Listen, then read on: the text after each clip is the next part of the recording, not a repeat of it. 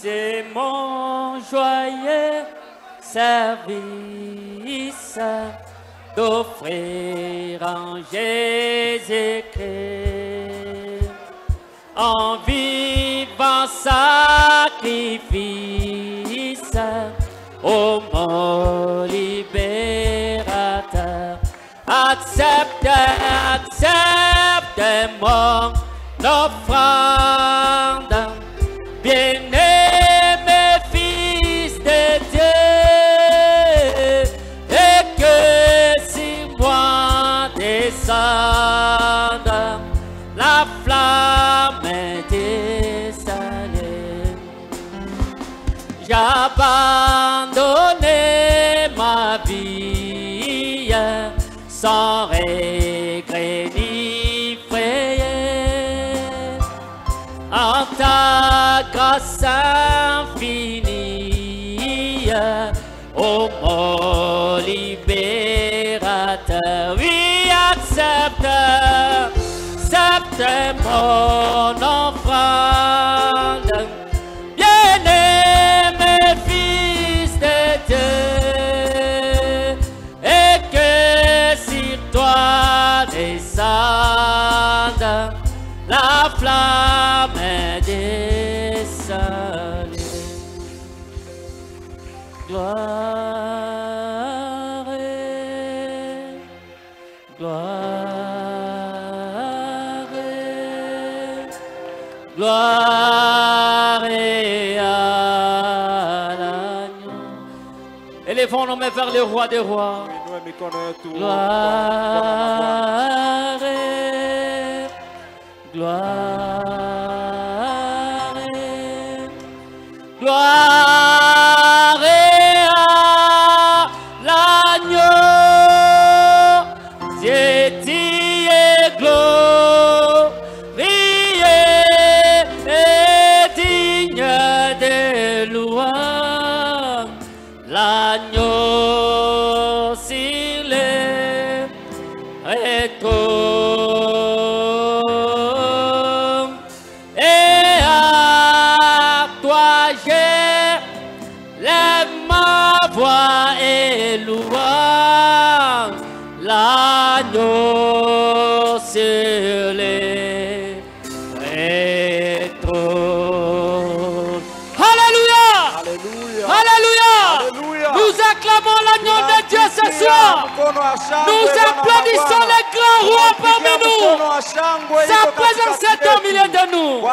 Béni soit le nom du Seigneur Jésus. Oh Dieu Tout-Puissant, la colonne de feu de Dieu, la même colonne de feu qui a conduit les enfants d'Israël dans la première exode.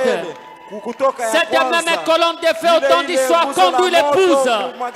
Nous te remercions pour le message de l'air. Nous te remercions pour le frère Branham. Nous te remercions pour le pasteur Jacques Ben Bilomé.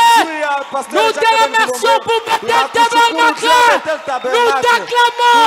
Nous poussons des cris de joie. Nous disons gloire à l'agneau. Alléluia. Béni soit notre Seigneur. Nous confions nos vies entre tes mains ce soir. Nous venons à toi tels que nous sommes, Seigneur, afin que tu puisses pardonner nos péchés là où nous avions failli, là où nous étions tombés, Seigneur. Nous te prions de pardonner nos manquements, de pardonner nos offenses. Jésus a dit: Père, pardonne nos offenses comme nous pardonnons aussi à ceux qui nous ont offensés. Nous nous abandonnons à tes mains ce soir. Bénis les services de ce soir. Bénis ton peuple qui est venu dans ces lieux. Nous ne sommes pas venus perdre notre temps ici inutilement. Nous sommes venus afin que le Saint-Esprit de Dieu puisse nous visiter. Nous sommes venus pour que le Saint-Esprit de Dieu puisse nous remplir. Nous sommes venus ici pour que nous soyons exaucés. Exaucer chaque prière. Exaucer chaque requête ce soir. Ceux qui sont venus malades, qu'ils soient guéris au nom de Jésus-Christ. Ainsi bénis les cantiques qui seront chantés. Bénis la prédication de la parole. Bénis les services début jusqu'à la fin. Nous chassons dehors tout ce qui n'est pas de Dieu. Tout envoûtement diabolique, la faiblesse corporelle, la fatigue de la journée, tous les doutes, l'incrédulité de la parole. Nous les chassons loin de nous ce soir. Au nom de Jésus-Christ, qui est tombé au lieu Zarik. Que la présence du Saint-Esprit puisse se mouvoir librement dans cette salle au milieu de nous. Nous t'acclamons ce soir. Nous t'applaudissons, Seigneur. Nous saluons ta présence. Nous disons merci, Seigneur. Car nous avons été priés par la foi. Au nom précieux de notre Sauveur et Seigneur Jésus-Christ. Amen. Que le Seigneur vous bénisse. Je ne sais pas, avec notre montre là, vraiment, ça ne va pas. Son père a dit c'est la parce que ça perturbe un peu. Nous allons chanter avant d'écouter la parole de Dieu. Amen, amen. Nous allons chanter à la croix où mourit mon sauveur. Le numéro 14.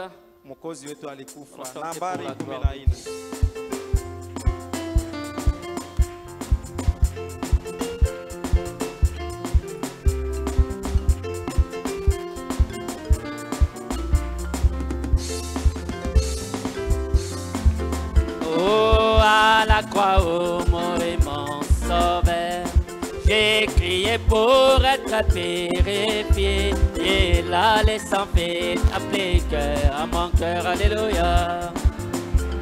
Ah oui, chantez gloire, en son nom Jésus gloire, en son nom, là les sangs fait appliquer à mon cœur, alléluia. En son nom, et je suis incroyablement sauveur. Dans la douceur, Jésus est à moi. Là, la croix, où il m'a réussi, alléluia.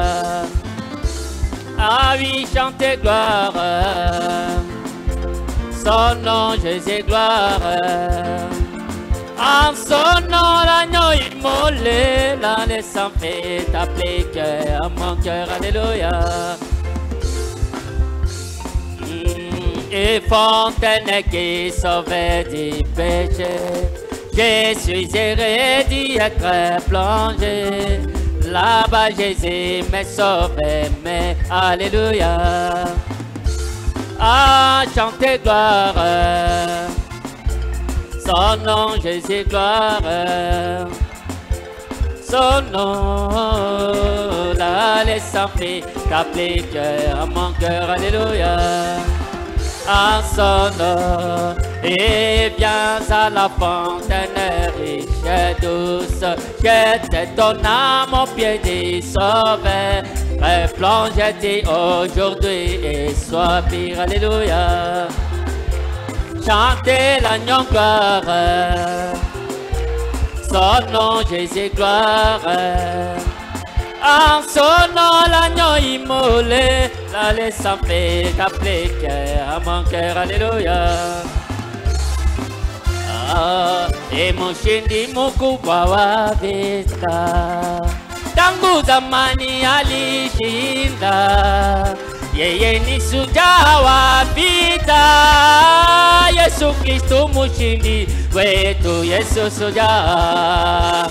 Shujaa, twende mbele kati ya maadui wote, oh, wana wako wakuone kwa mwendo wako. Majeshi yote ya mbinguni, oh, ni nyuma yako wewe Yesu, kwa kusifu na kushukuru jina lako lenye ushindi Yesu. Shujaa, twende mbele kati ya maadui wote, dui wote, wana wako wakuone kwa mwendo.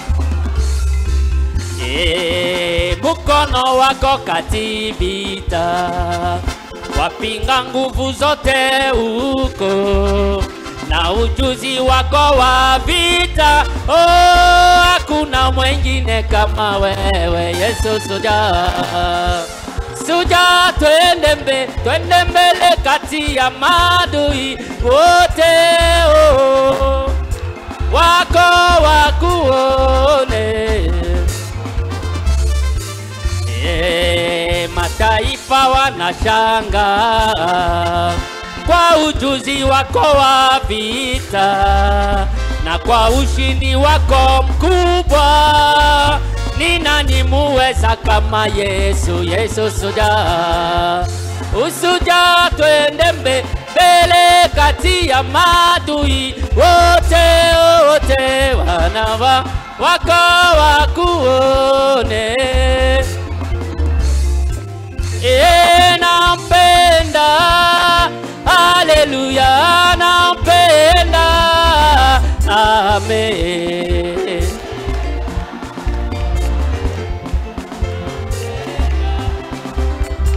Imba nampenda, haleluya, nampenda, amen.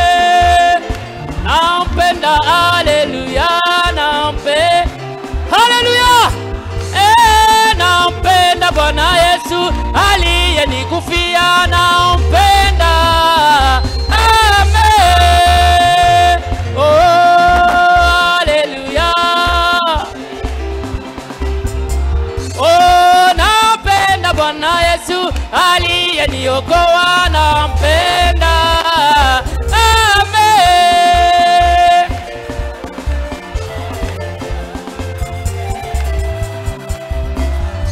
Imba nampenda, haleluya, nampenda, amen.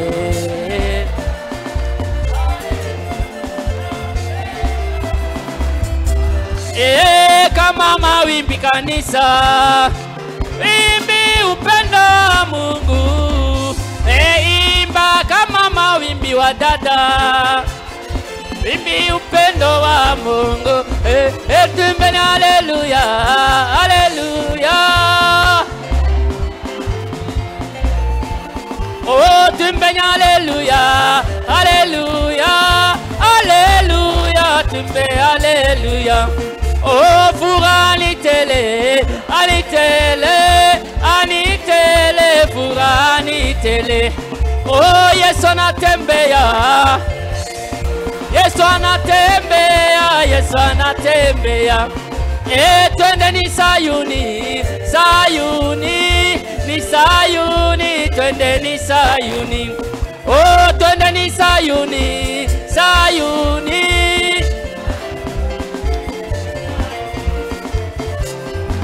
Oh, Sayuni, Sayuni, Sayuni, Sayuni. Nina imani kwamba nitafika.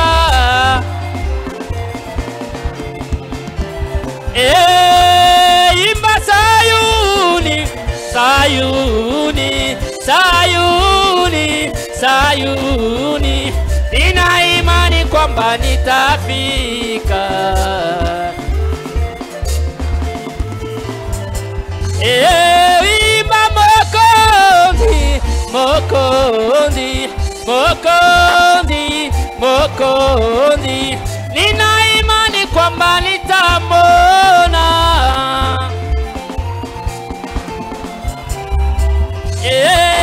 Imba Masia, Masia, Masia, Masia.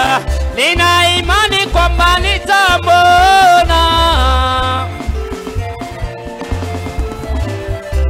Imba milele, milele, milele, milele.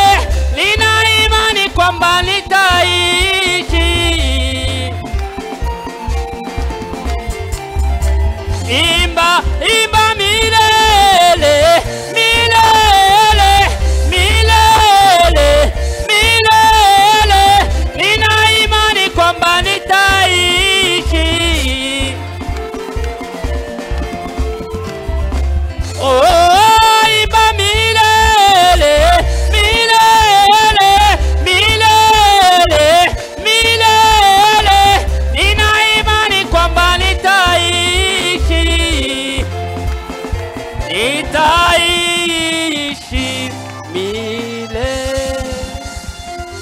Alléluia. Alléluia.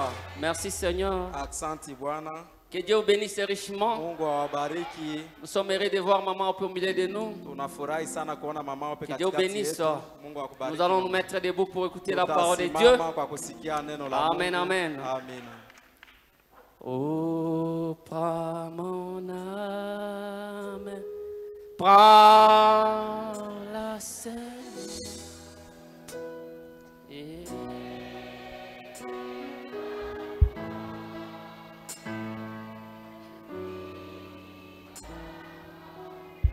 Oh, que toma.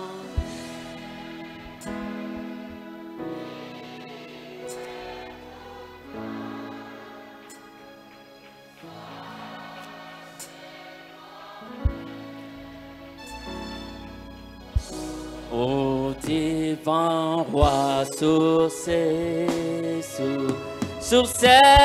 de vie, ô Dieu d'amour, vers toi j'écris la nuit, les jours, oh, entends ma plainte. Sois mon soutien, calme ma crainte, et sois mon Seigneur. Ô dis mal perfide, ô gardez-moi, bien sois mon guide.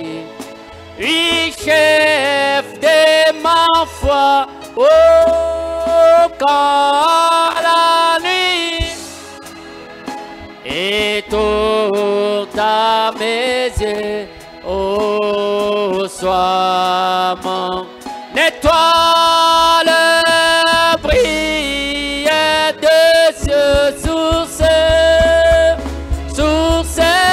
de vie. D'amour, oh, vers toi je crie la nuit. Entends ma plainte, sois mon soutien,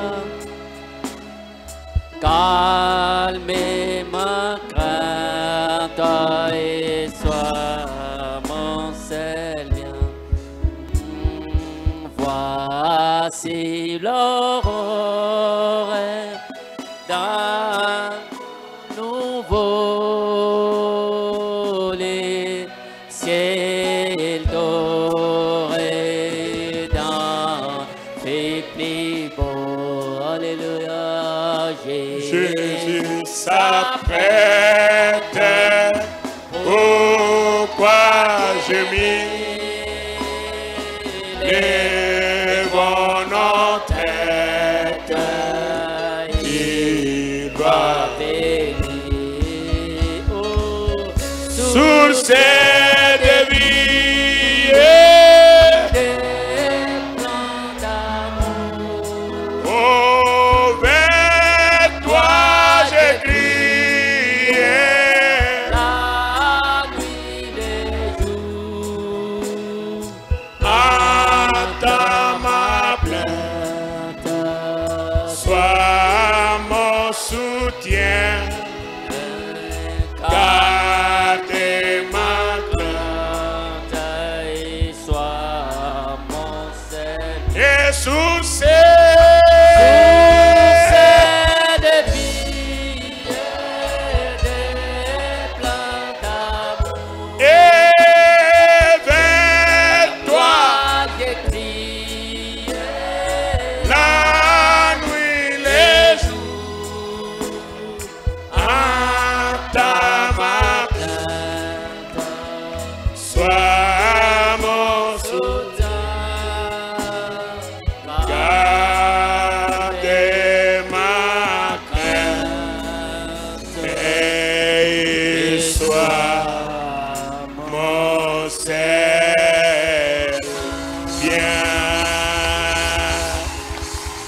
Seigneur reçoit la louange, Bwana pokea shangilio, reçoit l'honneur, pokea heshima, reçoit la gloire, pokea utukufu, reçoit les acclamations de ton peuple, pokea shangilio ya taifa lako, reçoit les cris de joie, pokea sauti za furaha, reçoit les cris de victoire. sauti ya ushindi.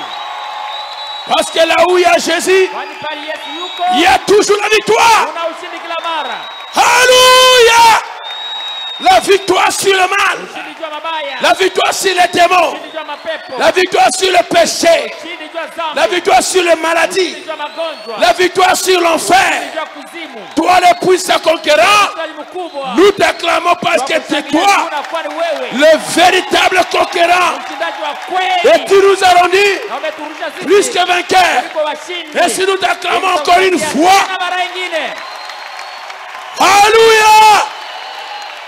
Oh, gloire à toi! Kwako. Ainsi, Père, nous t'invitons maintenant. Kubarika sasa. Viens nous parler. Ndio tuzungumzie. Écarte l'homme du chemin. Bana njia. Parce que ce que l'homme parle, Bali mtu cela anasema ne peut pas mener la vie. haitaleta uzima. Parce que c'est toi Kwani wewe et c'est toi na seul wewe peke yako qui est la source unakuwa de chemchemi l'eau vive. ya uzima ya Ainsi, uzima. viens. Hivyo uje. C'est toi Ni wewe. la vie éternelle. Uzima wa milele. Viens, Kuja. parle, Zungumza. Viens. Kuja. parle, Zungumza. viens, Kuja. enseigne, Ufundishe. Viens. Kuja. guéris, Ponye. viens, Kuja. remplis, Ujaze. viens, Kuja. visiter, Tembele. viens, Kuja. élever, Na uinue. viens, Kuja. bénis. Na ubariki. Au nom puissant de Jina la Jésus-Christ, uwezo wa Yesu Kristo. nous chassons tous les démons, Mapepo yote. peu importe leur nom, Haidhuru majina yao. dehors au nom de Nje Jésus-Christ. jina la Yesu Kristo. Que le Saint-Esprit Roho Takatifu prenne maintenant contrôle du service, kamata uchunguzi wa ibada du début jusqu'à la fin. mwanzo hadi mwisho. Au nom de Katika Jésus-Christ. jina la Yesu Kristo. Ainsi on a prié. Tunaomba. Amen. Amina. Oh, qui peut crier Amen? Amina. Qui peut acclamer le Seigneur? Gloire à Dieu. Utukufu kwa Mungu. Que le Seigneur vous bénisse de Sion. Bwana Mungu abariki toka Sayuni. Merci beaucoup. Asante sana. Que Dieu vous bénisse encore une fois. Bwana Mungu abariki tena mara nyingine. Je suis heureux de vous voir ce soir dans la maison du Seigneur. Nina furaha kuwaona magharibi ya leo nyumbani mwa Bwana. Amen. Amina. Prenons nos Bibles Tuchukue Biblia zetu. et nous allons lire dans 1 Corinthiens chapitre 12. Tutasoma Wakorintho wa kwanza 12. 1 jusqu'à 11. 1 hadi 11. Pour ce qui concerne les dons spirituels, je ne veux pas, frère, que vous soyez dans l'ignorance. Vous savez que lorsque vous étiez païens, vous vous laissiez entraîner vers les idoles muettes, selon que vous étiez conduits. C'est pourquoi je vous déclare que personne, s'il parle par l'Esprit de Dieu, ne dit Jésus est anathème. Et que personne ne peut dire Jésus est le Seigneur si ce n'est pas le Saint-Esprit. Il y a diversité de dons, mais le même Esprit. Diversité de ministères, mais le même Seigneur.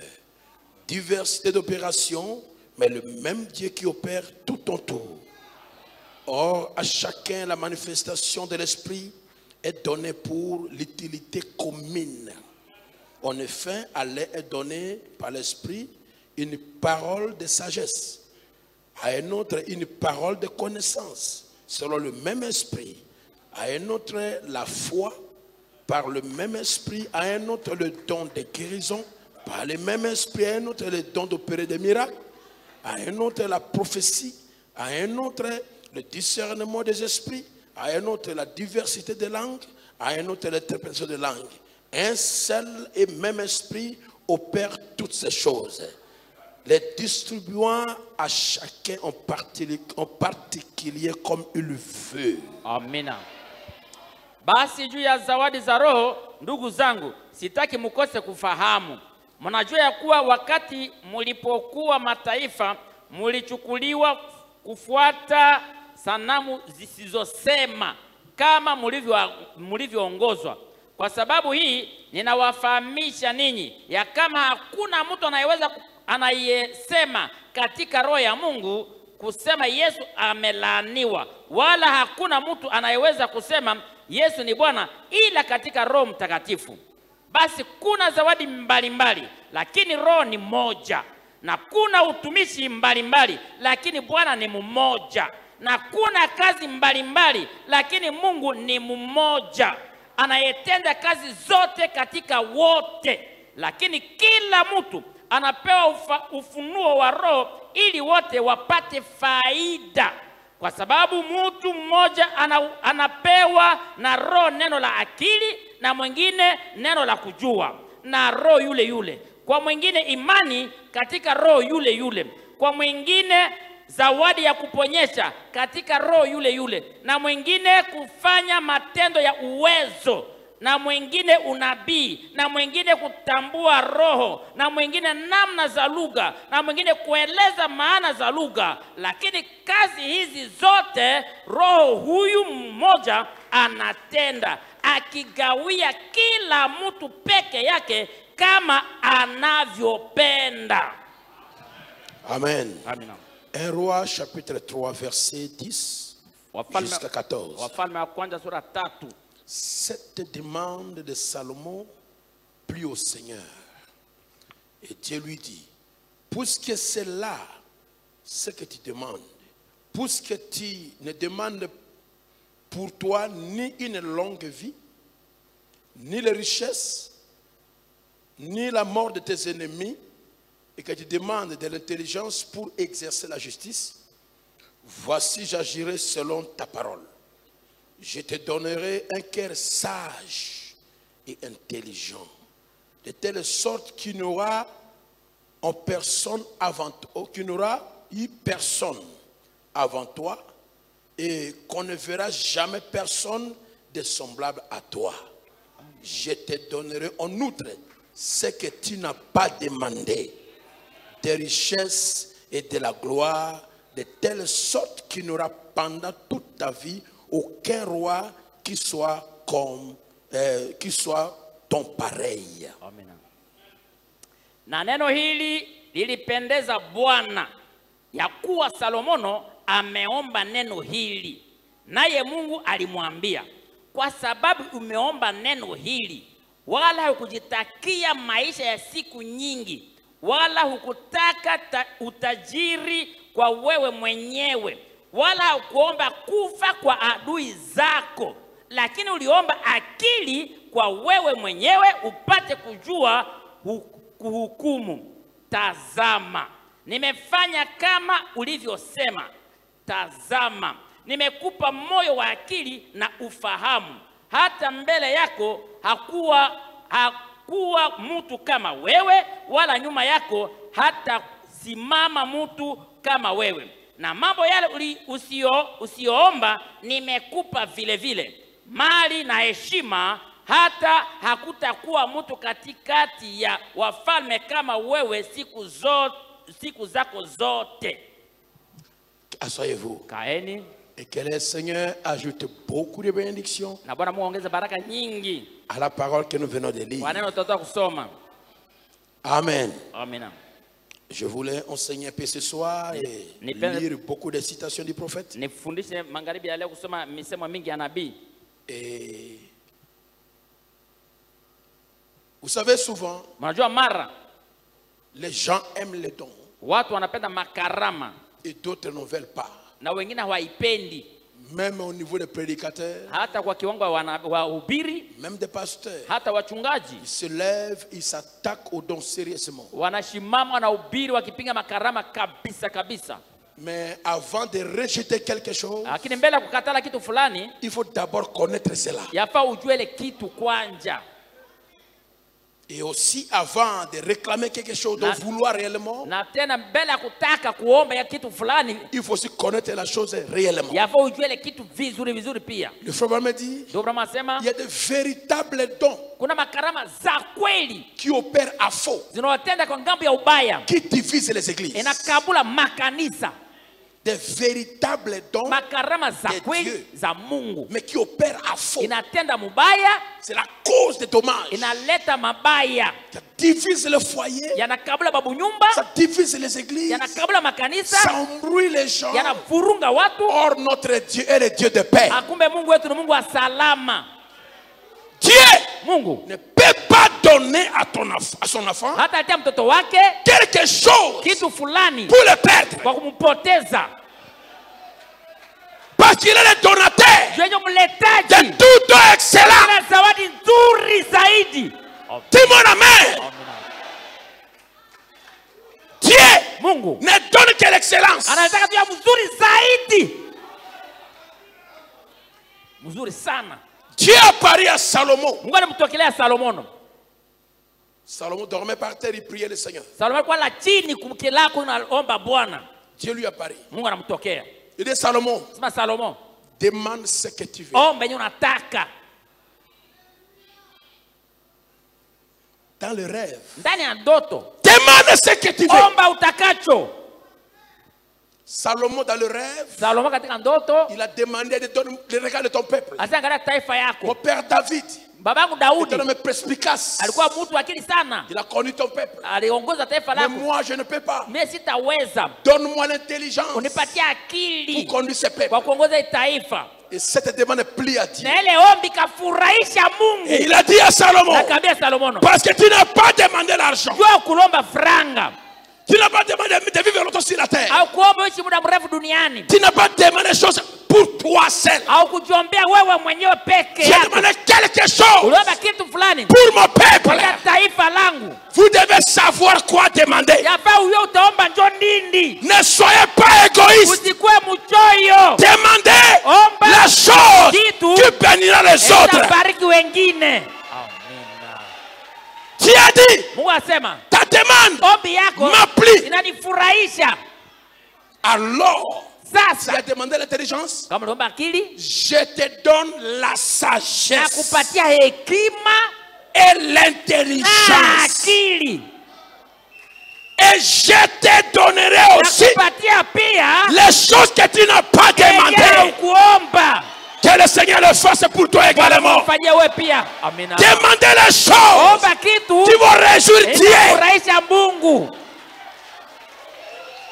Tu peux me dire amen à cela. Demandez les choses qui peuvent réjouir le cœur de Dieu. Et Dieu a dit, alors je te donne ce que tu n'as jamais demandé. La richesse, la longévité, et encore, et encore, et encore. Parce que tu as demandé la sagesse pour conduire mon peuple.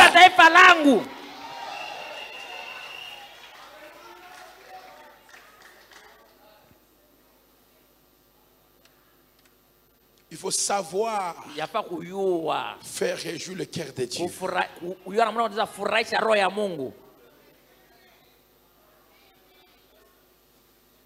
J'en ai l'expérience. J'en ai l'expérience. Demande quelque chose qui va bouger le trône. Parle à Dieu.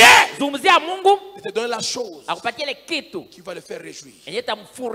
Afin qu'il te donne ce que tu n'as pas demandé. S'il a fait hier, il le fera encore aujourd'hui et il continuera à le faire.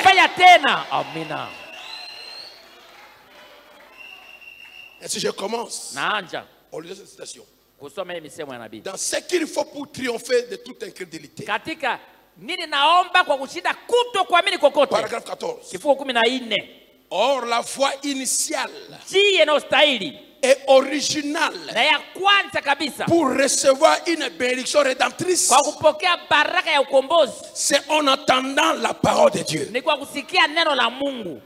Mon sujet, c'est les dons spirituels. C'est cela. La voie initiale et originale pour recevoir une bénédiction rédemptrice, c'est en entendant la parole de Dieu. La foi vient de ce qu'on attend et de ce qu'on attend la parole de Dieu telle que la prêche le prédicateur. Dis-moi amen à ça. Si c'était vous et moi, ce serait suffisant. Si les gens ne voulaient pas nous croire, eh bien nous les laisserions tout simplement suivre leur chemin. Tu parles à quelqu'un, il ne croit pas, si c'est toi et moi, on les laisse.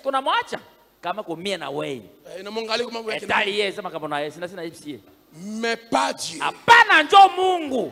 Mais Dieu est si bon Et si plein de miséricorde. Qu'après tout cela, il a envoyé sa parole. Puis, il a envoyé des dons à l'église. Pas seulement la parole. Il envoie la parole. Et il envoie aussi les dons dans son église.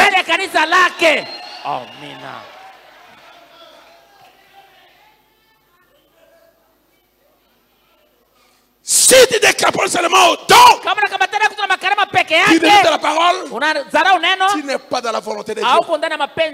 Tu dis seulement la parole et tu délites le don, tu n'es pas dans la voie de Dieu. Quand Dieu vient, il amène la parole et il amène le don de l'esprit. Et quelqu'un doit dire Amen.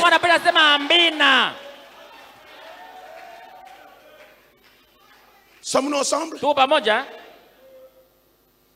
Suivez. Ne dis pas, ah, il prêche les dons, c'est les dons spirituels.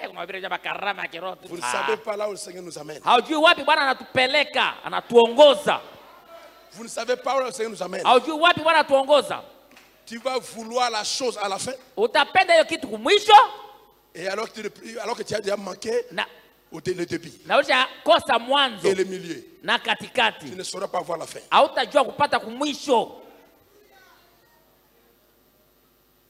Nous croyons tout cela. Dieu envoie la parole. Et puis il envoie les dons de l'église. Nous croyons tout cela. Si quelqu'un les croit, dis-moi un amen. Vraiment un véritable amen. 1 Corinthiens 12. Il y a 9 dons spirituels dans l'église. C'est dans chaque corps local. Ou plutôt, il devrait y avoir dans chaque corps local les dons de guérison, les dons de sagesse, les dons de connaissance. Tous ces autres dons sont dans l'église. Il y a 9 dons spirituels dans chaque corps local. Nous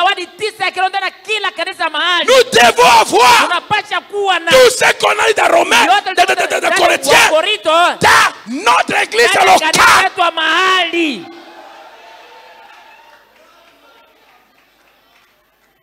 Et puis, Dieu a des dons qu'il a connus d'avance pour chaque âge et qu'il a placé dans l'église.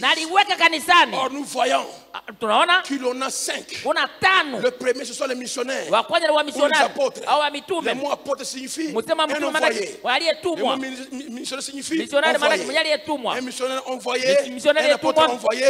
Dieu envoie son missionnaire, Dieu envoie ses apôtres. Les apôtres, les prophètes, les évangélistes, les docteurs, les pasteurs. Écoutez bien. Il faut faire la différence entre le pasteur et la charge pastorale qu'on appelle berger ou bien l'ancien local ou bien le évêque local. C'est différent avec le ministère pastoral qui n'est pas de l'église locale mais qui est pour le corps de Christ. Personne ne peut voir des ministères. Mais quelqu'un peut voir un ministère et une autre charge. Je ne suis pas pasteur. Je suis un apôtre. Je suis berger. Il n'y a pas de ministère berger. Mais il y a le ministère du pasteur. Comme le frère David. C'était pasteur. Mais il est diacre. Mais son ministère, c'est le ministère pastoral. Il a le cœur que toi tu n'as pas. Il a le cœur que moi je n'en ai pas. Vous comprenez cela maintenant? Si vous m'appelez pasteur, ce n'est pas que j'ai le ministère pastoral. J'ai la charge locale. Dans le corps de Christ, je ne suis pas pasteur. Qui a compris cela? Merci.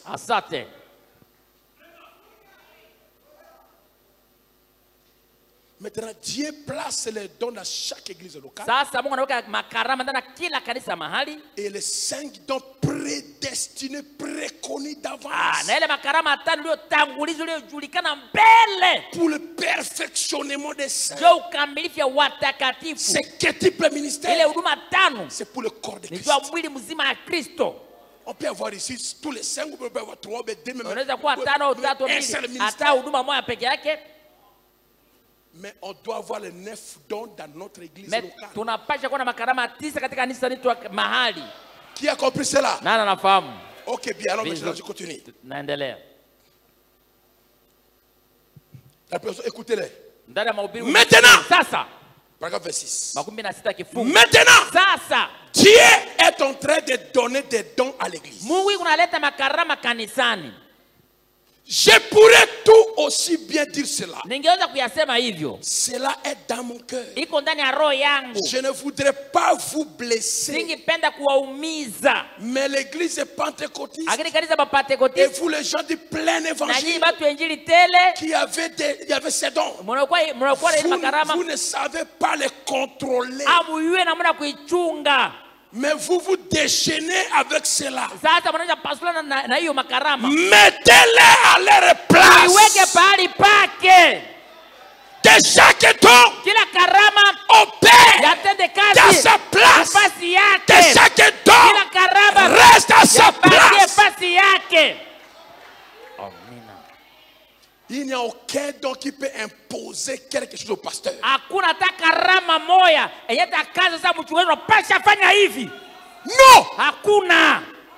Et quand il donne ta prophétie, n'importe quelle opération, ça doit être jugé. Et si on dit que c'est faux, c'est faux. Oh, on étouffe mon don. On ne peut pas étouffer ton don. Le frère me dit, les dons de Dieu trouveront toujours une place.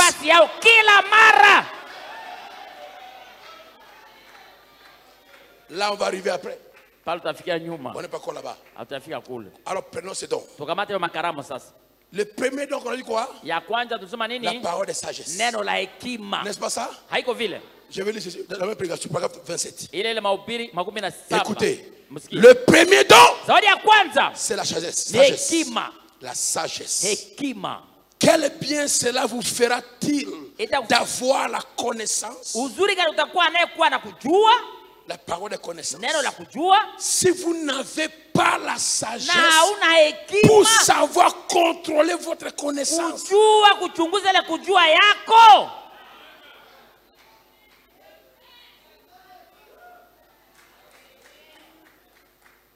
le premier don, c'est la sagesse. Amen. Et c'est ce que Dieu avait donné à Salomon. On amène deux femmes et un enfant. L'autre qui c'est mon frère, ça, mon enfant, l'autre qui c'est mon enfant.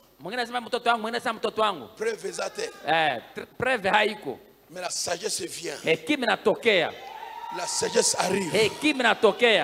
Pour prouver les mensonges. Les militaires. Prends l'enfant. Coupez-les en deux. Donnez un morceau à l'autre ici. C'est pas discernement. Sagesse. Savoir dénicher les mensonges. Dire les paroles pour faire sortir la malignité de quelqu'un. Quelqu'un qui fabrique un mensonge, il se parlait cela, même en pleurant. Mais la sagesse vient, pose une question, deuxième question, le mensonge est bien découvert. C'est le premier de tous les dons. C'est plus que tous les autres dons. Le premier, c'est la sagesse. Amina. Prends la femme, coupe-la en deux. Mais roi, tu n'as pas pitié. Prends la femme, coupe-la en deux. C'est moi le roi. Coupez-les. Coupez-les. Voilà. Voilà ton mensonge. Voilà ton mensonge. Oh, vous savez, le frère se fait comme ça. Le frère fait comme ça. Le frère fait comme ça.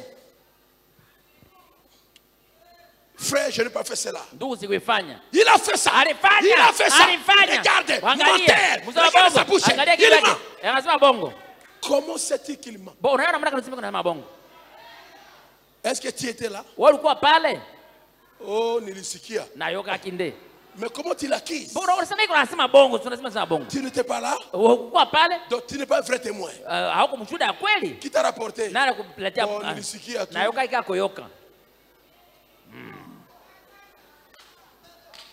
Tu ne peux pas exercer la parole de connaissance si tu n'as pas la foi, si tu n'as pas la sagesse. Tu ne peux pas travailler dans le ministère si tu n'as pas la sagesse.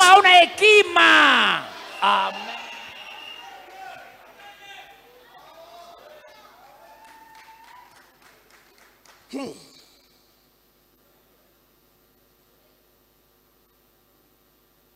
Quel bien cela vous fera-t-il de parler en langue si vous n'avez pas la sagesse pour connaître quand et comment placer cela correctement?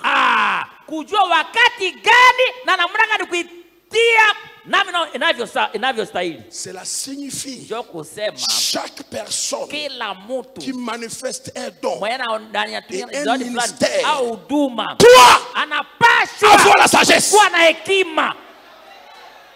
Je vais écouter un amen à cela. La sagesse. Savoir dire les choses au temps approprié. Vous parlez comme ça, tu sors une parole où tout le monde se regarde.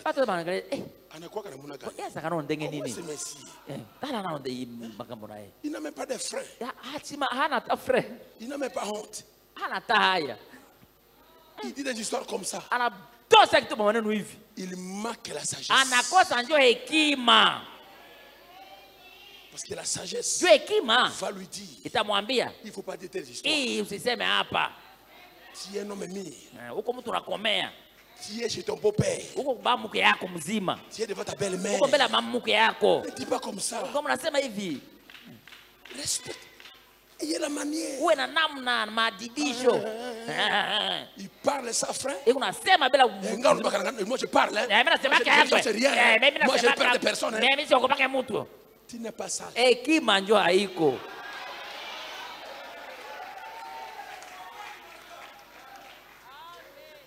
Il répond à son beau-père. Qu'est-ce qu'il manque? La sagesse. Il gronde les pasteurs. Non, vous jouez avec moi ici, dans cette église. Je vous montrerai qui moi je suis. Qu'est-ce qu'il manque? Moi j'ai un ministère. Vous m'étouffez ici. J'ai un ministère. Dieu m'a appelé. Je connais ma commission. Vous jouez avec moi. Qu'est-ce qu'il manque? Chaque don doit s'opérer accompagné de la sagesse.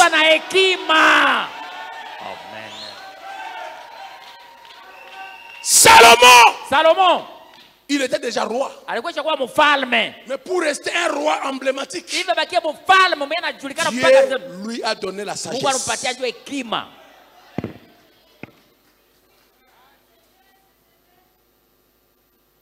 Quelqu'un a compris ça? Amina. On n'a pas encore terminé avec cela. Je ne sais pas, je vais terminer aujourd'hui. Voyez-vous ce que je veux dire? Quel bien sera fait-il de prêcher la guérison divine alors que cela est mis en pièces? Donc tu n'as pas la sagesse. Tu prêches la guérison divine, mais tu n'as pas la sagesse. Tu prêches la guérison divine et tu empêches les gens de prendre les médicaments. Montrez-moi là où le frère m'a empêché que les gens ne prennent pas les médicaments. Non, ça m'a dit qui ça fait. Donc, on reste là, on croit. Nous, on ne croit pas à la science.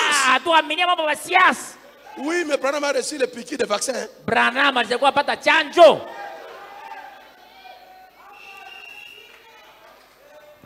Il dit j'ai la fièvre, je me sens mal, on m'a piqué le vaccin. Asadi kuna fièvre unajisikia mbaya juu balitia chanjo. Nous ici on ne prend pas le vaccin. C'est la marque de la bête. Oh, iko chapa mnyama. Marque de sagesse. Unakosa ndio hekima. Le frère me dit Dieu guérit par la foi. Mungu anaponya na imani. Dieu guérit par l'amour. Mungu anaponya kupitia upendo. Dieu guérit par la joie. Dieu aussi guérit par la médecine. Mungu anaponya bila kupitia unganga. Ayez de la sagesse. Wewe na hekima. Au moins. Omie. Ma famille charnelle. Jamangu ya kimwili. Ce sont des sorciers. Balozi. Je reste avec ma famille spirituelle. Ce sont mes frères. Mandugu yangu ya kironjo. Dieu ne savait pas. Mungu hakuwa anajua. Il était ignorant. Mungu hakuwa anajua. Il t'envoyait naître cette famille-là. Mzaliwe ndani ya jamaa. Manque de sagesse. Nakosa ndio hekima.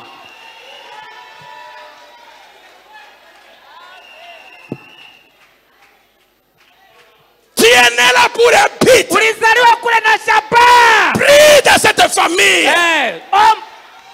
Ngara. Amène ces gens à vivre la parole. Amène-les à croire la parole. Ne poussez pas ces gens loin de la parole à cause de tes positions sans sagesse.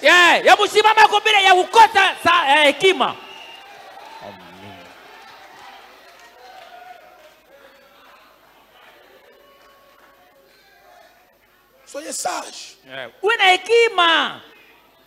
Je ne reçois pas chez moi, c'est un sorcier. Mais si tu es sage, la Bible dit, celui qui est à nous est plus grand.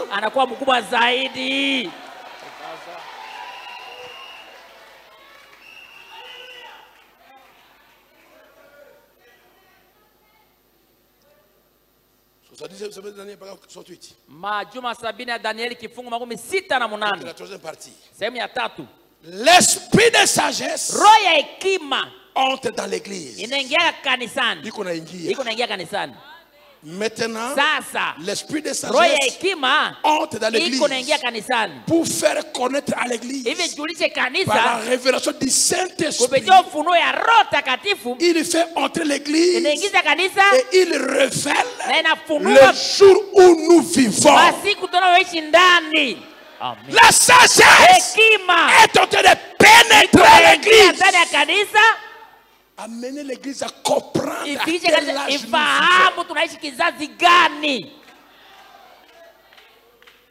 nous sommes dans l'âge de la manifestation des fils et filles de Dieu. La nature soupire, attendant pour voir les fils de Dieu manifestés. Pas les cochons, frère. Les cochons n'attendent pas de te voir manifester. Ni les chèvres, ni les arbres. Non, ce sont les humains qui veulent les voir. Les fils de Dieu manifestés. Ta famille païenne, ils veulent voir Dieu manifesté. Tu penses que un fils qui arrête la pluie, le cochon va acclamer. Il va dire ouin, ouin, ouin. Tu es homme de Dieu. Ils sont fous de ça. Mais le croyant dira, vous avez dit.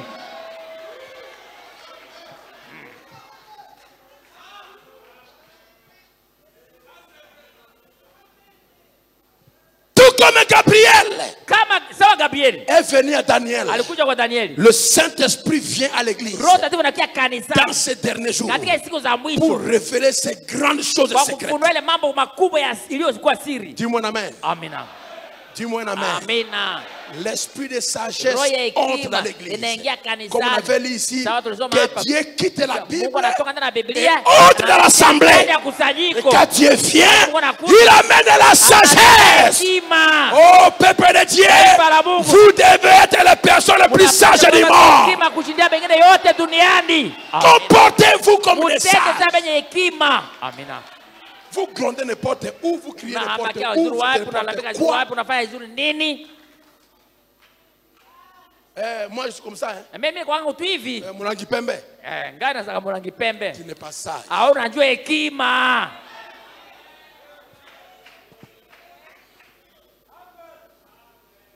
Ministère expliqué. Huduma iliyoelezwa. Je vais lire beaucoup de citations. Nilisema ndasoma nabii sana. Paragraphe 49. Kifungu 19. Si nous avions maintenant du temps pour établir ceci. Tungikuwa na wakati wa kutia hii. Pour prendre chaque point. Kukamata kila nukta. Je vais simplement me dépêcher. Ndaharakisha tu. Et lorsque Salomon vint. Wakati Salomo alitokea. Lequel était le successeur de David? Mwenye alifuata David. Dieu oigni Salomon. Mungu alimpaka Salomo. Et lui donna un don. Akampatia zawadi moja. Dieu. Mungu a toujours donné des dons pour conduire son peuple. Kila mara taka karama kuongoza taifa lake. Amina. Dieu donne au conducteur. Leta uongozi. Des dons. Makarama. Amina. Tu peux dire amen à ça? Amina. Dieu a toujours donné des dons pour conduire son peuple. Sondez les Écritures. Ce sont les hommes qui ont reçu des dons, qui ont conduit le peuple de Dieu. Amina. Amina. Votre pasteur doit avoir des dons pour vous conduire. Amina. Que tu veuilles ou pas, tu ne sauteras pas la parole de Dieu. C'est à toi d'aller vers Dieu. Du Seigneur, ta parole est parlée. Moi, je dois vivre cette parole-là. Amen.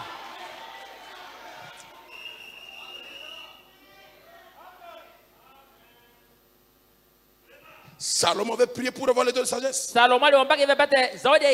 Et Dieu lui a accordé les dons de sagesse pour conduire son peuple.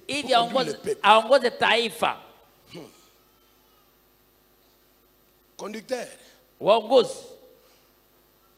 le poids est sur nous.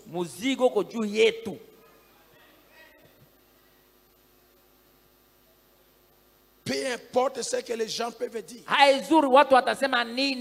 Marcher selon la parole de Dieu. Pas selon les hommes. Je dis marcher selon la parole de Dieu. Non pas selon les hommes. L'homme a toujours sa vie, sa vision des choses. Chacun voit différemment. Et si ton bateau, tu donnes des tailles, c'est là. Et tout le conseil, ce bateau ne naviguera jamais. Écoutez Dieu et marchez selon sa volonté. Amina.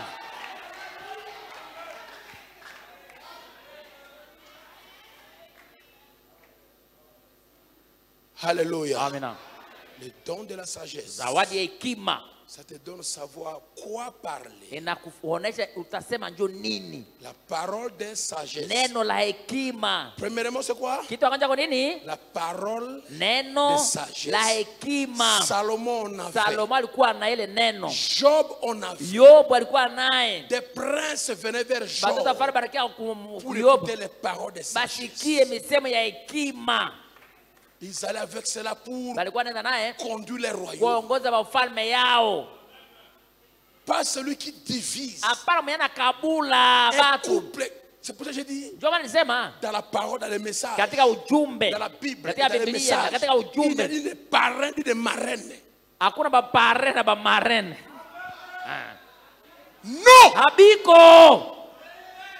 Tu as vu ça? Mais il y a l'ami de l'époux. Jean-Baptiste a dit, je suis l'ami de l'époux. Je ne suis pas parrain. D'où est-ce que vous avez trouvé les parrains?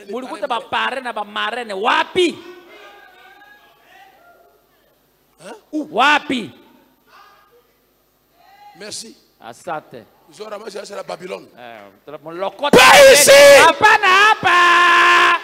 Tout ce qui est contre la parole mettra au monde un Esaü, un Ismaël, un homme sauvage.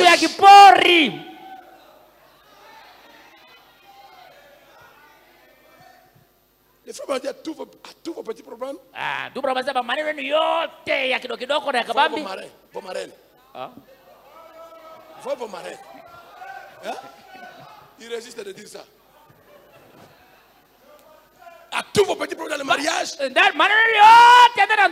voyez vos parrains.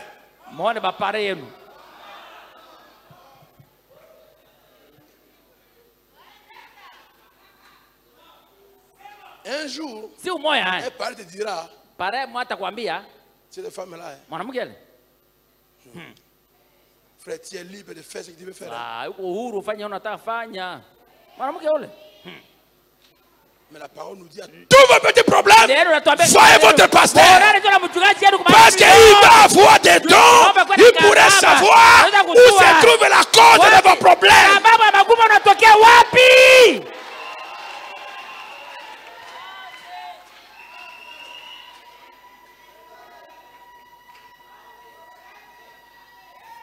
Dans le monde ici, les gens meurent, les gens meurent même à cause de la nourriture qui donne des maladies. Banakufa juu ya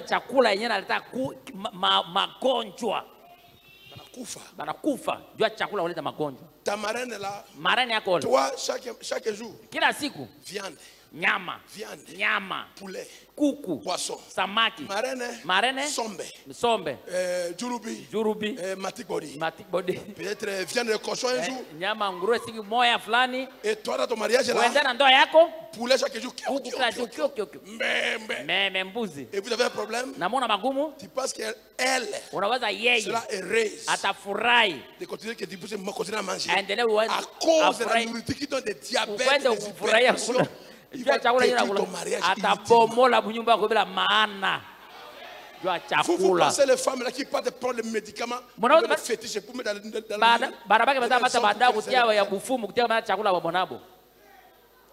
ils prennent ce conseil chez le pasteur.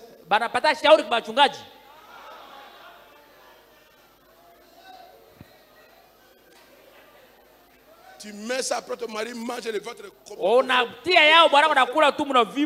corps maigri. Ni qu'on a poison. Qui t'a empoisonné? C'est ta marraine? Marchez sur la parole. Vivez par la parole de Dieu. Amen.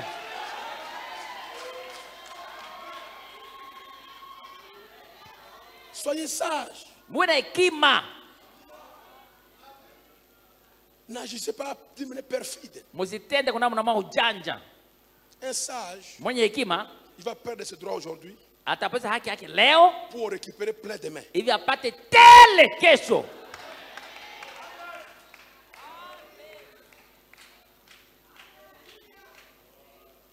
Aucun don ne peut opérer, aucun ministère ne peut travailler sans la sagesse.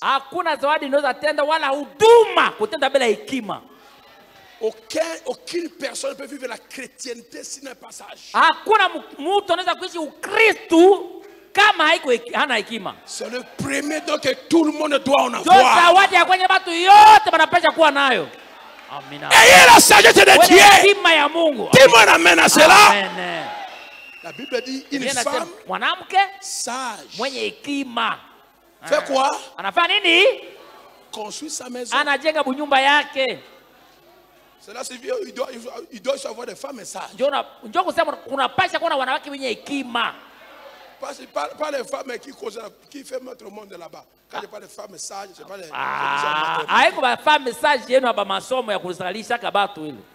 je parle de femmes sages.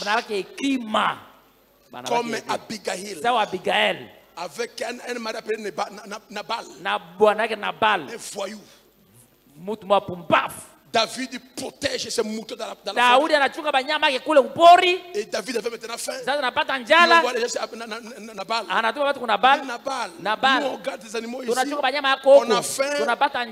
On fuit Saoul. On dort dans les cavernes. On fait de la nourriture s'il te plaît. Moi, on va dire David est rebelle. Il ne verra rien. Abigail écoute. Et quand les gens retournent à David, préparez vos épées. On va détruire Nabal et toute sa maison. La femme est sage. Abigail. Il dit, laissez-moi aller apaiser la colère de David. Il prend le pain, il prend le vin, il prend les animaux, il met cela. David vient en colère. Abigail arrive, il tombe devant lui, il me fait passer à David. Je sais, tu es un homme bon, tu es un homme merveilleux. Ce qu'on a, c'est à cause de toi. Prends ceci, que cela apaise ta colère. David dit, c'est à cause de toi, Abigail. Une femme sage. Une femme sage éloigne la colère de Dieu dans sa maison. Une femme sage éloigne le jugement de Dieu loin de sa maison.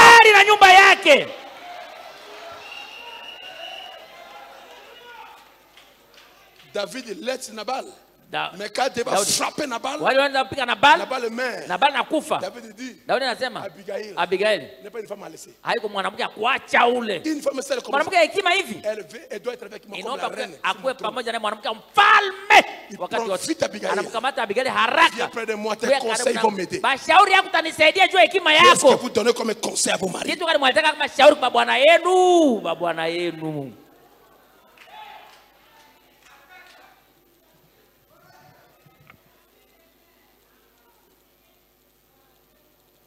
Es-tu comme la femme de Job? Maudit Dieu, amen.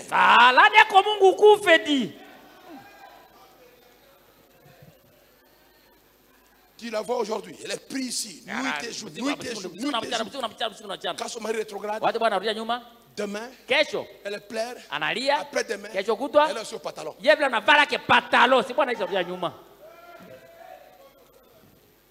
Pourquoi tu portes le pantalon? Toi qui pries toute la nuit.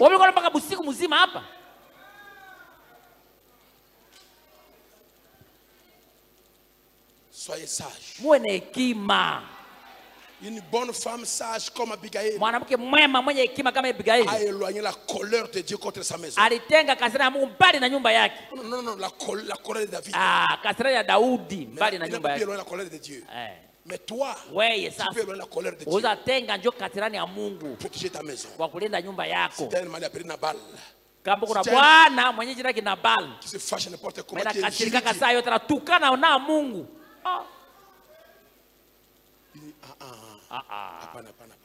fais pas ça. Non, ça va passer. Une femme sage et un homme sage attire les gens. Qui viennent vers lui. Quand il leur conseille, il n'a pas la malignité. Il n'a aucun intérêt dans le conseil qu'il donne.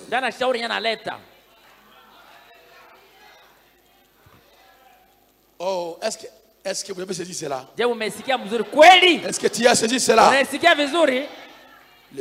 Chacun de nous doit avoir ses dons. Prédicateur, pasteur, diacre, nous tous on doit avoir la sagesse.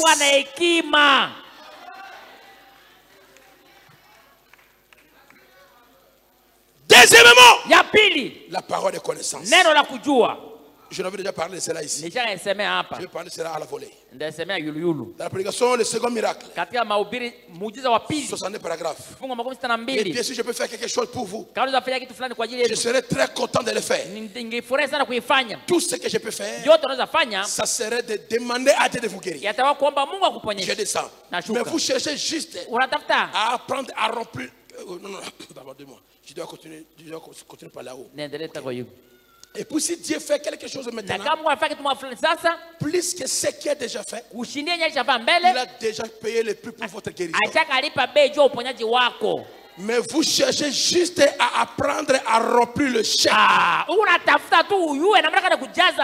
Pour votre guérison. Eh bien alors, s'il peut faire quelque chose qui vous dirait ce qui est arrivé, ça devait être l'esprit de prophétie ou le don de la parole de connaissance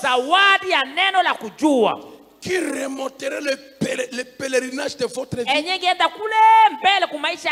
et trouverait quelque chose là-bas et la ramènerait à votre souvenir. Alors vous direz que c'est quelque chose, vous le reconnaîtrez, qui vient de façon surnaturelle. Amen.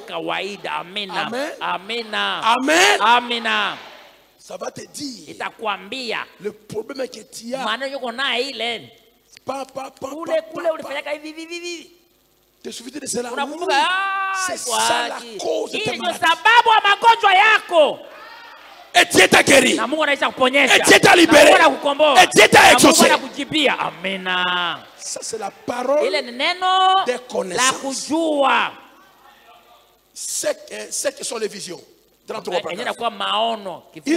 vision, c'est Dieu par une parole de connaissance qui amène quelqu'un à voir d'avance ou à voir quelque chose avant quelque chose. Il dit quelque chose qui a été et quelque chose qui sera. Tu es malade. Il y a ça qui était arrivé. C'est ce qui cause ta maladie. C'est ça la parole de connaissance. Anania, tu as vendu la parcelle à $1000. Tu amènes 700. Pourquoi l'as-tu fait? Il ramène ce qui te passe au tas présent devant Anania. Qui comprend cela?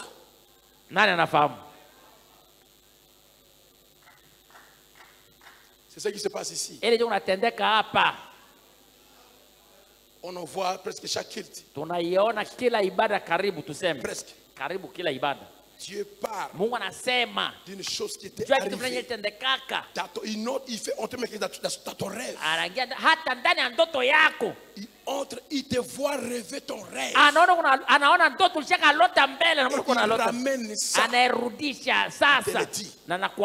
Ça, ce n'est pas le discernement. Ça, c'est la parole de connaissance. Dis-moi un amen à cela. Cela doit être l'église locale. Nous devons vivre cela. N'écrisez pas les dents. Ne murmure pas. C'est Branham qui doit se créer le discernement. Branham n'appelle pas ça discernement.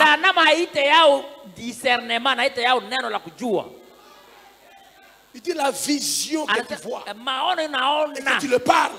C'est une parole de connaissance. Ce n'est pas le discernement prophétique ni le discernement des esprits. Non, ça c'est la parole de connaissance. Dieu guérit quelqu'un.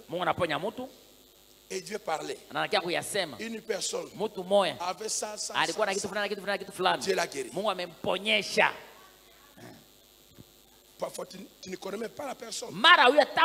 Tu parles une parole de connaissance. Et la personne dit que c'est moi.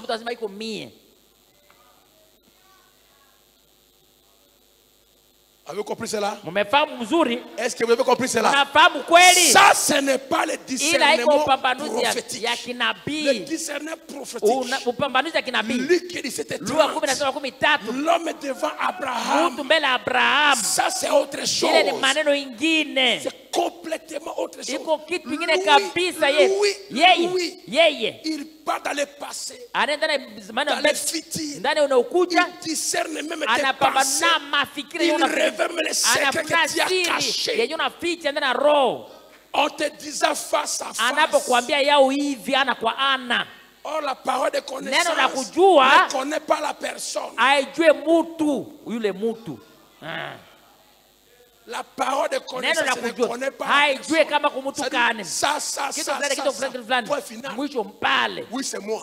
Mais le discernement prophétique, il te dit, toi, ton nom est tel, ton père s'appelle tel, ta grand-mère est telle, tu es né à telle place, tu as voyagé ça, tu as fait ça, tu t'es marié ça, des détails que la parole de connaissance ne peut jamais arriver. Et cela, c'est une fois dans l'âge. Pas dans chaque âge. Cela n'est promis que 3 fois seulement. Au temps d'Abraham, avec le Seigneur, et au temps de la fin. Même au temps de Paul, cela n'existait pas. C'est pour cela Paul n'a pas parlé du discernement prophétique. Paul a parlé du discernement des esprits. Parce que dans son âge, il n'y avait pas le discernement prophétique.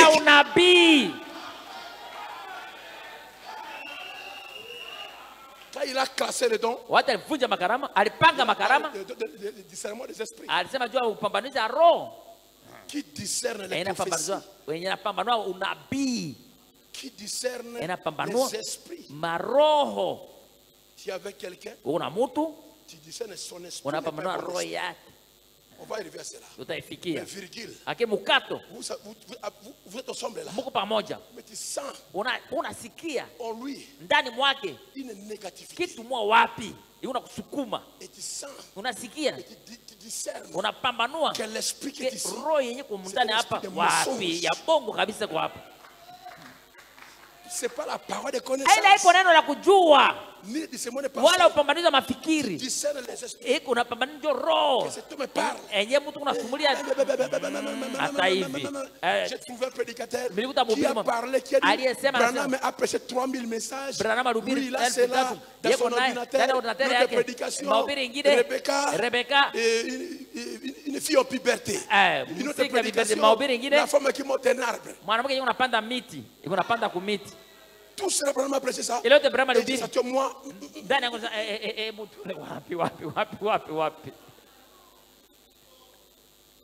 Vous sentez ça? Oh, nous ne sommes pas là-bas. Nous allons arriver. Mais tu sens ça? Tu te sens éloigné de cet homme. Tu ne connais rien. Mais il a des esprits mauvais qui ne concordent pas avec ton esprit.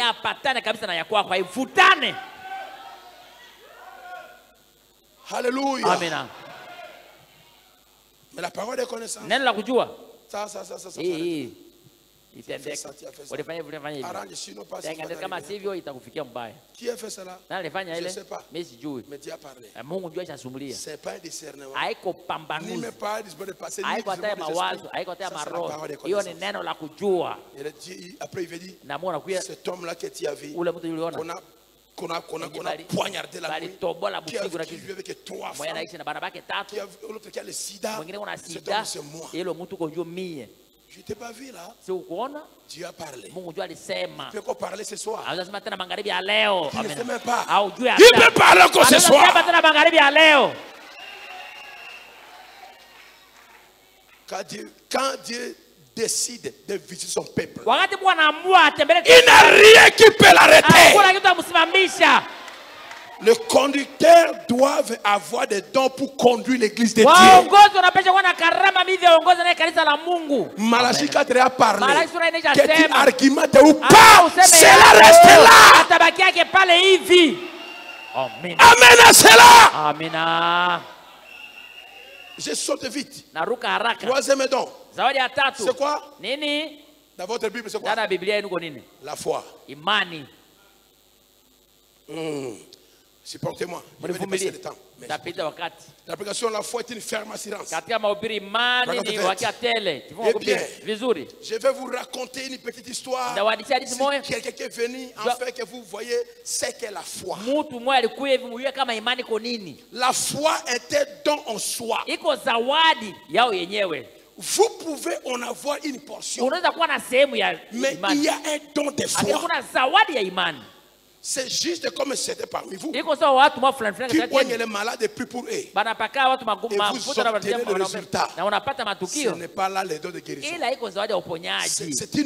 Cela est une portion de foi. Amina. Non, c'est une portion de foi. C'est pas le don de la foi. Tout chrétien a la foi. La foi mentale. La parole. La foi divine. Ce n'est pas encore le don de la foi. Parce que le don de la foi n'est pas que tu sois chrétien ou pas. La foi de la pyramide est scellée seulement pour les élites. Mais le don de la foi est pour n'importe qui. Païen ou chrétien. Ce sont les dons. Les dons font perdre d'autres gens. L'homme reçoit les dons pour se perdre. Mais tu ne recevras jamais le Saint-Esprit pour se perdre. Tu pries pour les gens avec une portion de la foi. Ils guérissent. Ce n'est pas que tu as le don de la foi. Qui comprend le prophète? Merci. Il n'y a qu'un seul don personnel. De la foi. Il n'y a qu'un seul don personnel des miracles et autres. Il y en a eu dans les Écritures. Les apôtres en avaient. Les apôtres en avaient. Qui doit sur la foi? Les apôtres en avaient. Philippe et tous les autres. C'était un don de guérison. Là, on saute d'abord. Je parle de Jésus qui est le même. Paragraphe 6. Plupart des prédicateurs qui prêchent la guérison divine sont généralement tous. Ce que j'ai déjà rencontré sont des grands enseignants de la parole. Certains d'entre eux ont bien une grande et puissante foi. Ils posent simplement les mots aux gens. Ils crient et font partir l'ennemi. C'est ça la foi. C'est un don de foi. Rocher on a. Il a un grand don de foi. Lui, quand nous on crie, il met la main.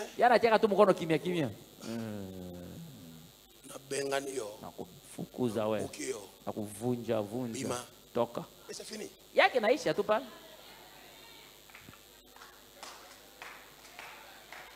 Et d'autres femmes disent, il pose le main, il crie au nom de Jésus, allez dehors. Il dit, ça, c'est son don de foi. Est-ce que vous comprenez ça? Amina. Est-ce que tu as compris? Amina. N'importe qui peut en avoir. Je vais continuer. Ils croient qu'ils vont recevoir ce qu'ils demandent. C'est pourquoi ils sont non pas de cette façon-là. J'apprécie de tels hommes comme Aura Robert, Alain, beaucoup d'hommes sur le champ de travail. Ils ont un grand ministère, les dons, le ministère, l'esprit pour agir par la foi. Laissez-moi te parler d'Alain. Il est à YouTube. Des miracles terribles. Mais tu sais comment il est mort? Quand il fait ce miracle, il retourne à l'hôtel, il prend le whisky. Demain, on amène n'importe quelle maladie. Il dit, papa, je te dis allez, lève-toi. L'homme qu'on a décrété par la médecine qu'il va mourir. Mais quand il termine comme ça,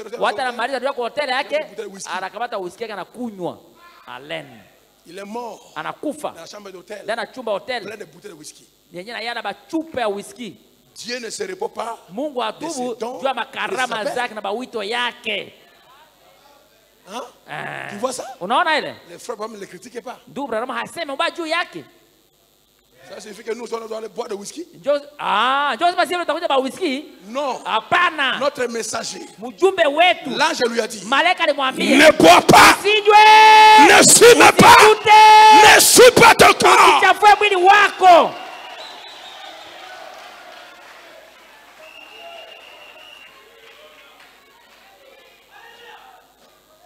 Et donc des fois.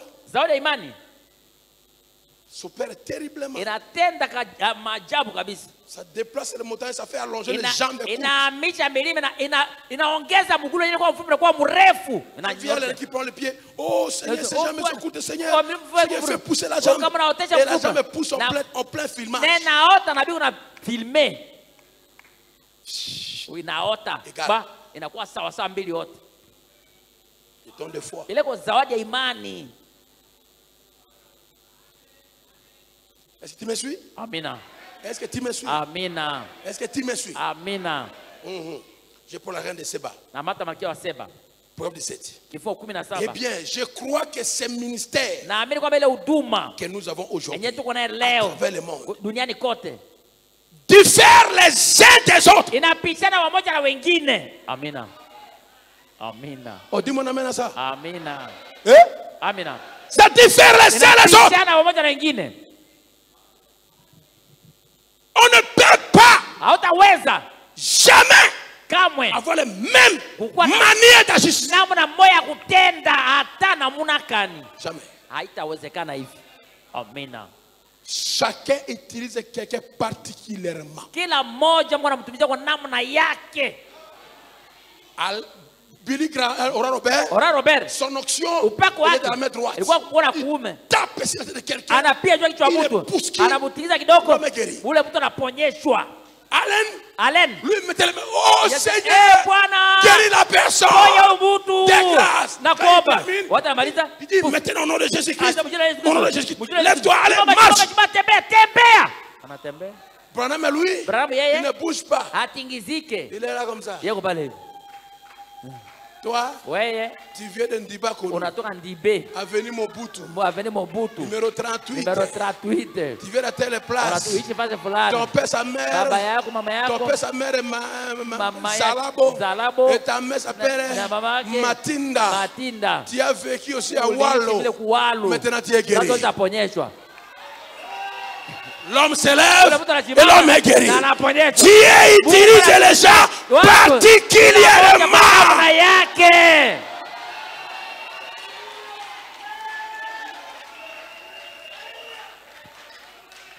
Le don de foi. Donnez-moi quelques minutes. J'observais le frère Ora Robert. Il y a quelques dans la pièce. On avait installé une télévision là-bas. Et j'ai attendu annoncer Ora Robert. Alors je suis allé allumer la télévision. Et c'était effectivement ça. J'ai vu Ora Robert prier pour une petite femme malade qui vient du Canada, qui avait un œil au mauvais état. Et je pense que les parents étaient catholiques. Et le frère Robert, selon son style authentique de foi, il a imposé les mains impétueusement sur la femme. Et le petit enfant, il a prié pour lui. Et le petit enfant a été guéri. Qu'est-ce qu'il faisait? Ora Robert prenait une chaise. La ligne de prière passe, il était assis. Et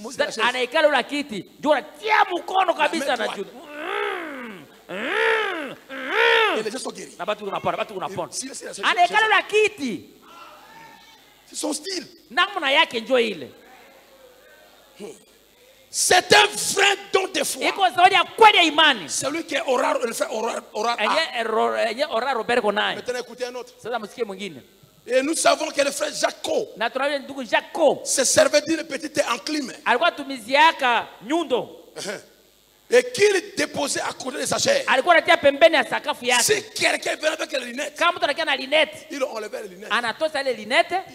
anavunja yao jua ile mnyundo ile. L'homme est encore aveugle. Ule mtu akali mpofu hayaona, anavunja kwanja ile linete ile. Sasa mzuri sasa. Si prie pour toi. Juu kama nakuombea. Hautakama tena linete ile mara nyingine. Unaona? Ça c'était lui. Ile ilikuwa yeye. Anavunja kwa linete na chana anasambarisha yao. Quelqu'un vient avec des lunettes. Mtu anakia na linete. On lève les lunettes. Et il est brisé avec les marteaux. Et il est jeté. Il prenait les béquilles. Anamata ba béquilles. Unakia na bagongo. Béquilles. Au yapora na nyang'anya kwanja yao. Il enlève premièrement les béquilles. Il enlève premièrement les béquilles. Il est coupé au morceau. Il est jeté. Il est brûlé chaque fois. Et on a... Après faire cela, il coupe les béquilles. Après, il dit maintenant tu n'as plus de béquilles pour marcher. Alors au nom de Jésus-Christ, lève-toi et marche. C'était quoi? Le don de foi. Le don de la foi.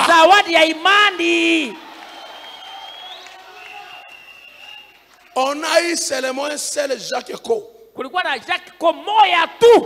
Le monde ne pouvait pas en supporter 2 ou 3. Jamais. On a eu seulement William Branham. Le monde ne peut pas avoir un autre. On a eu Jacques Co. On ne peut pas avoir un autre. Qui ôte les lunettes, il casse les lunettes. Tes yeux ne vont pas bien. On va casser les lunettes. Il prie pour toi. Si tu n'es pas guéri, tu ne vas pas récupérer les lunettes. Il va prier jusqu'à ce que tu vois. Il coupe tes béquilles. Il jette ça là-bas. Il va prier jusqu'à ce que tu marches. Ça c'est quoi? C'est le don de la foi. Chacun à sa manière. Chacun à sa manière. Chacun à sa manière. Que le Seigneur vous bénisse. Amen.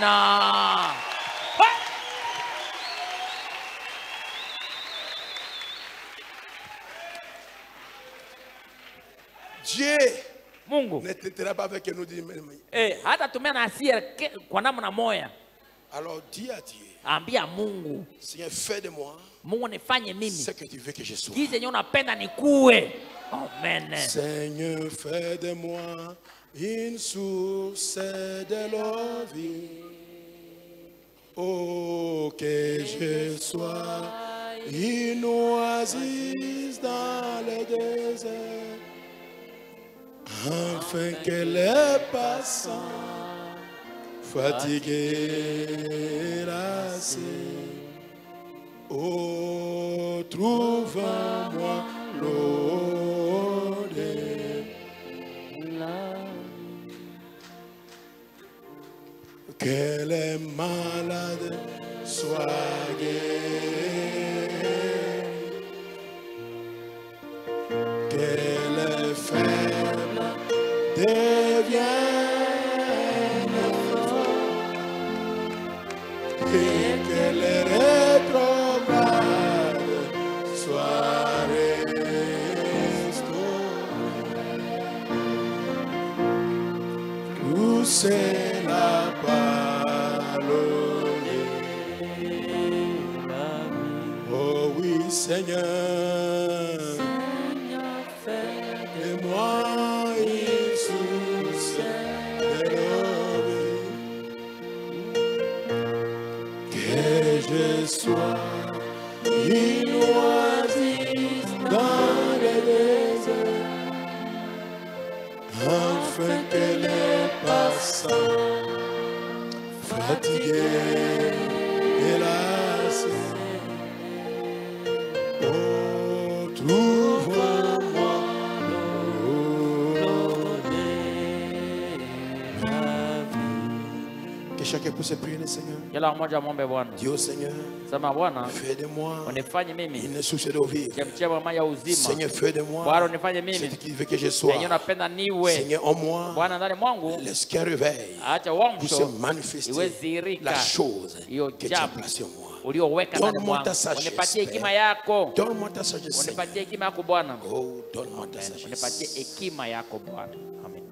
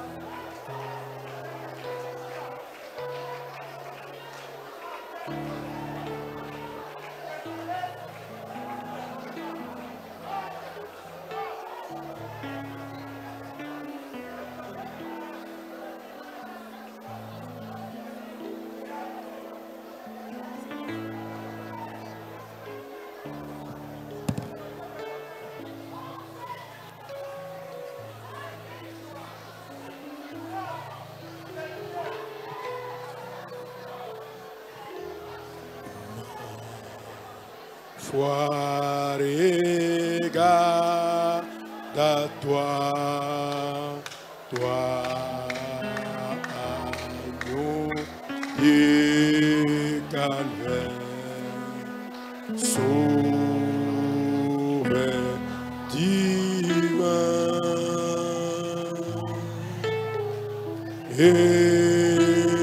Écoute-moi quand je prie, ôte tous mes péchés. Oh, laisse-moi dès ce jour être à toi. Oh, dans ma sombre vie, les épreuves m'environnent. Sois c'est mon Dieu, toi qui mourir pour toi, oui, son amour pour toi, il chaud et changé être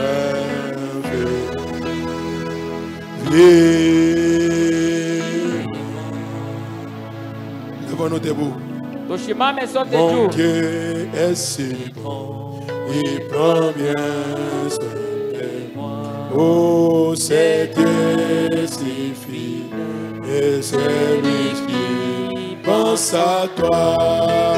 Il voudra t'aider dans tes difficultés. Il faut que tu viennes à lui.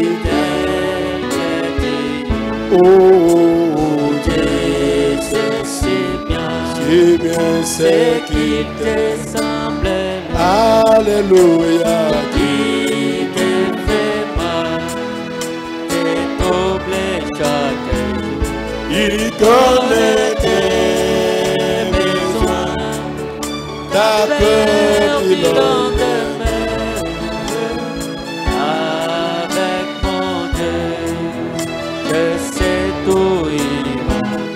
il connaît tes besoins et ta peur il en demeure. Avec mon Dieu, je sais tout. Seigneur Dieu bien-aimé, Créateur des cieux et la terre, nous te rendons grâce, nous t'élevons, nous t'acclamons, nous te bénissons, nous disons merci, nous disons reçois l'honneur, reçois la gloire, reçois les acclamations, car tu es digne de cela. Nous venons devant toi, nous demandons la sagesse, donne-nous la sagesse, donne-moi la sagesse, donne les prédicateurs la sagesse, donne aux diacres la sagesse, aux huissiers, à l'administrateur, à toute l'église.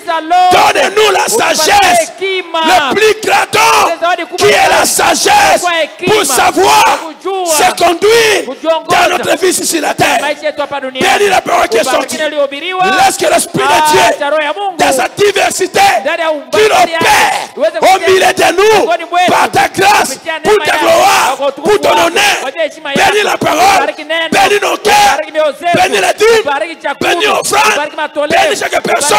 Au nom de Jésus-Christ, Amen. Criez mon Amen.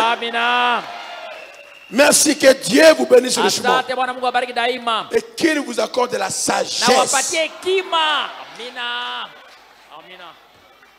Amen.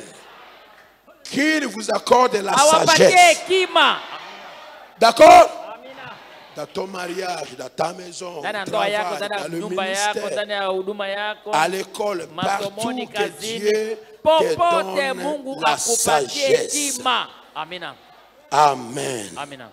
Amen. Le plus grand don, la sagesse. Zawadi kubwa Qui zaidi est hekima. dans l'église maintenant. Amen. Yeko naingia kanisani sasa. Alléluia. Amina. Moi, frère Jean Ngoba, Mimi ndugu Jean Ngoba. je remercie mon Dieu qui est le Seigneur Jésus-Christ, Nashukuru Mungu wangu anaikuwa Bwana Yesu Kristo. le Dieu de Jacques Ben Bilombe, Mungu wa Jacques Ben de Bilombe. m'avoir élevé au grade de sous-lieutenant. Kunifikisha kwa cheo ya sous-lieutenant. Après 17 ans dans le grade d'adjudant-chef. Kisha miaka 17 kwa ile cheo ya adjudant-chef. Que le nom du Seigneur soit loué Jina à la jamais. Bwana litukuzwe daima. Amen. Alléluia. Moïse va bénir, vous salue tous au nom de Jésus-Christ. Mwezi mvena salimia wote mjina La Bwana Yesu sœur Kristo. Bilonda remercie le Seigneur d'avoir guéri sa jambe. Dada Bilonda anashukuru Bwana kuponya La mguu sœur wake. Aline Mobebe remercie Dieu de l'avoir guéri de l'appendicite du côté gauche. Dada anashukuru Mungu kuponyesha na apandise ngambo ya kushoto. La sœur Sylvie Makuta Dada Sylvie Makuta remercie grandement Dieu anashukuru Mungu de sana l'avoir guéri le dimanche kumponya siku ya yenga des maux d'appendicite na appendicite et de kyste na kiste d'une façon kwa miraculeuse. namna kimaajabu. Que son nom soit loué à Jina lake jamais. litukuzwe daima. La sœur Esther Jehovah Jireh Dada Esther Jehovah Jireh remercie Dieu d'avoir ramené ses enfants anashukuru Mungu kurudisha watoto wake perdu waliopotea depuis un mois. tangia mwezi mmoja.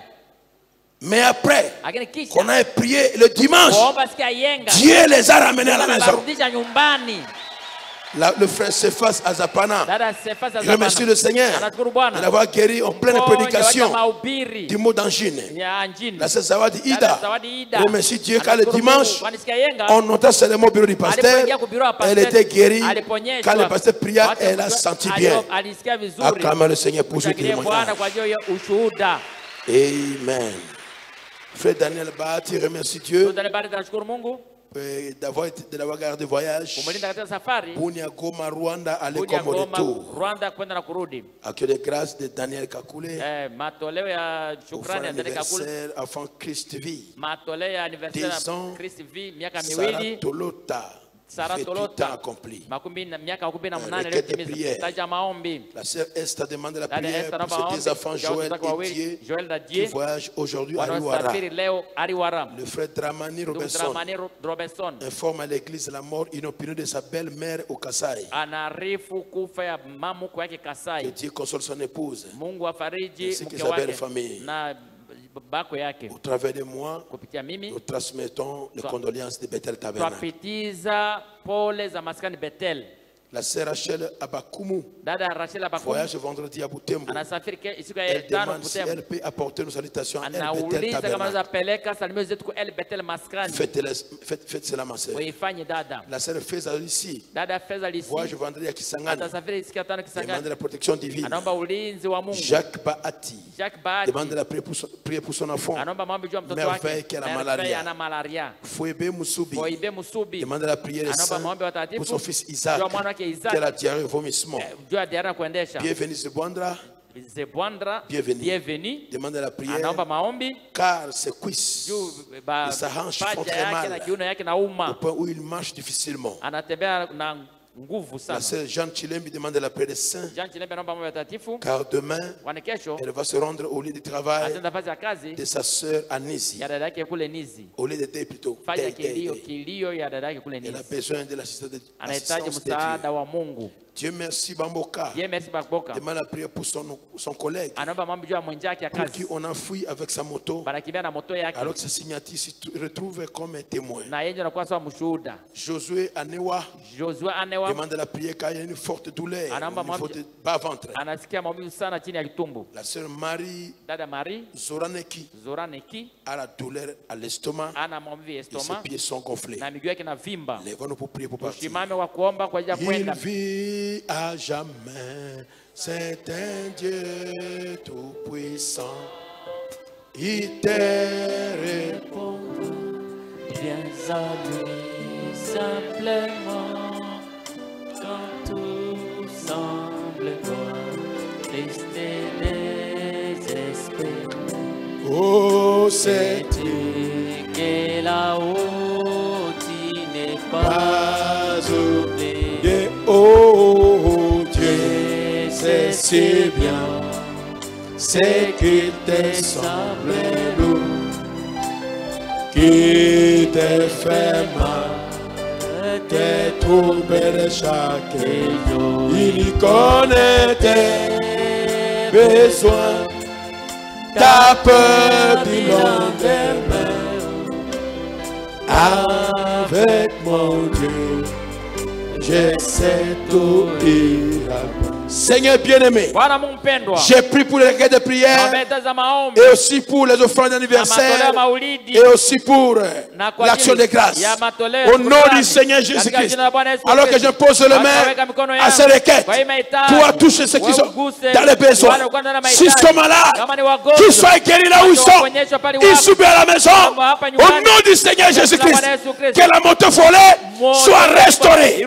Que ceux qui voyagent soient accompagnés par toi. Et ceux qui ont passé les âges et les années dans l'anniversaire, que tu bénisses les nouvelles années. Qu'ils soient bénis, qu'ils soient guéris, qu'ils soient restaurés, qu'ils soient visités au nom puissant de Jésus-Christ. Nous sortons maintenant. Va avec nous dans nos maisons, sans accident, ni incident malheureux. Au nom de Jésus-Christ. Amen. Que Dieu bénisse. À demain. Mon Dieu t'aidera, il conduira tes pas.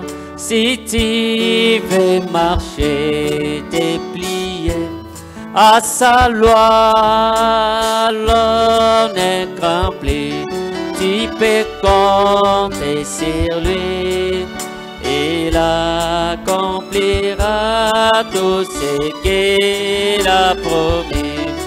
Oh Dieu, c'est bien, ce qui te semble lourd, qui te fait mal, te trouble chaque jour. Il connaît tes besoins, ta peur du lendemain. Avec mon Dieu, je sais tout ira bien. Il connaît tes besoins, ta peur du lendemain. Avec mon Dieu, et il vit à jamais. C'est un Dieu tout-puissant. Il te répondra bien à lui, simplement quand tout semble noir, triste, désespéré, c'était